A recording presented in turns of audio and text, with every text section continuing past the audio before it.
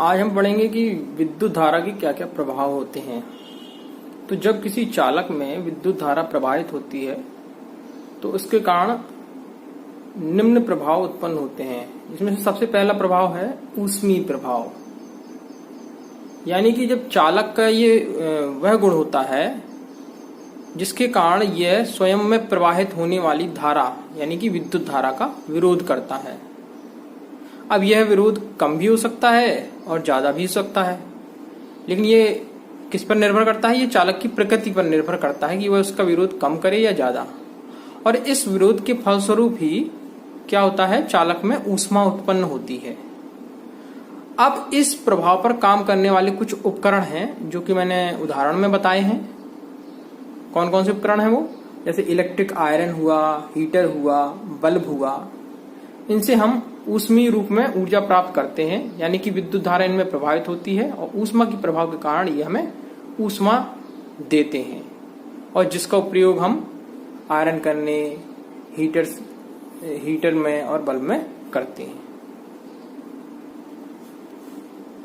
और विद्युत धारा के प्रवाह के कारण एक और प्रभाव, धारा प्रवाहित होने के कारण दूसरा प्रभाव है चुंबकीय प्रभाव। अब इस चुंबकीय प्रभाव में क्या होता है, जब विद्युत धारा किसी चालक से होकर बहती है तो उसके चारों तरफ एक चुंबकीय क्षेत्र उत्पन्न हो जाता है।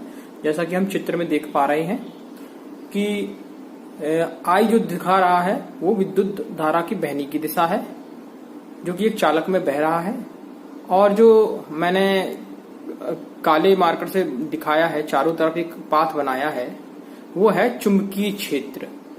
यानी कि आप अपने दाहिने हाथ को मोड़ें और उंगलियों को अंगूठे को विद्युत धारा की बहने की दिशा में रखें, तो आपको जो उंगलियां होंगी वो चुंबकीय क्षेत्र की दिशा बताएंगी।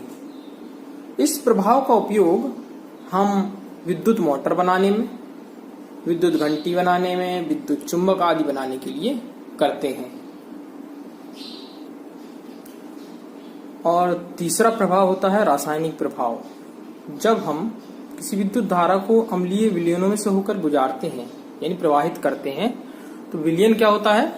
विलयन तो उदासीन होता है, लेकिन जब इसमें से विद्युत धारा गुजारी जाती है या प्रवाहित की जाती है तो ये अपने आयनों में विभक्त हो जाता है, अर्थात धनात्मक आयन बना लेता है और ऋणात्मक आयन बना लेता है। तो विलयन के आयनों में विभक्त होने के इस प्रभाव को ही विद्युत धारा का रासायनिक प्रभाव कहा जाता है। अब इस प्रभाव का उपयोग कहाँ करते हैं? क्या क्या प्रयोग है?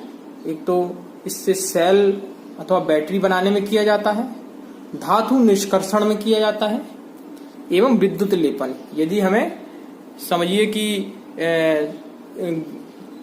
चांदी की परत चढ़ानी है किसी के ऊपर या सोने की परत चढ़ानी, तो विद्युत लेपन आदि करता है। धातु निष्कर्षण यानी कि किसी विशिष्ट धातु को में निकालना है किसी यौगिक से या किसी अयस्क से, तो वहां भी इसका प्रयोग किया जाता है। और सेल बैटरी में तो आप जानते ही हैं कि अम्लीय विलयन का प्रयोग होता है, उसमें आयनों में विभक्त होकर वो रासायनिक रूप में धारा आपकी ऊर्जा के रूप में संरक्षित हो जाती है। फिर जब हमें फिर बैटरी से फिर विद्युत धारा बनानी होती है तो इन्हीं चूंकि धनात्मक आयन और ऋणात्मक आयन बन चुके होते हैं, तो इनसे दो इलेक्ट्रोड निकालते हैं। किससे? बैटरी से धनात्मक इलेक्ट्रोड और ऋणात्मक इलेक्ट्रोड। तो पुनः हम इससे विद्युत ऊर्जा प्राप्त कर सकते हैं सेल से। तो सेल के रूप में, रासायनिक रूप में जो ऊर्जा संरक्षित रहती है सेल या बैटरी में।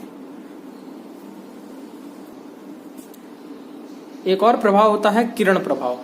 जब अत्यधिक वोल्टेज पर कोई विद्युत धारा निर्वात नलिका से होकर अत्यधिक आवृत्ति के साथ प्रवाहित होती है, जिसके कारण एक्सरे उत्पन्न होती है, एक विशिष्ट प्रकार की रे उत्पन्न होती है, किरणें उत्पन्न होती हैं, जिन्हें हम क्या कहते हैं? एक्सरे कहते हैं।